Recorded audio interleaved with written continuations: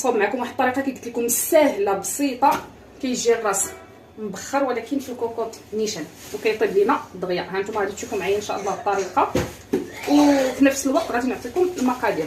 صافي غادي نفرق هاد الفيل ديال الراس مغسول ناضي كلشي.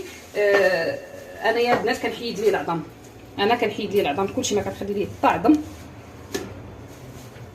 حيت هنا قلت لكم راه مخلطين داكشي. علاش هاد الكوكوطات جوج راه ما غيقدونيش، غندير 3 د الكوكوطات ان شاء الله.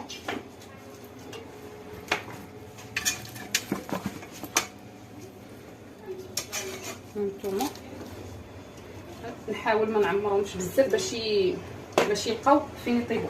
المهم هذا وواحد اخر غادي نديرو في واحد الكوكوط اخرى. المهم غير باش نصور معكم انايا نوريكم الطريقه.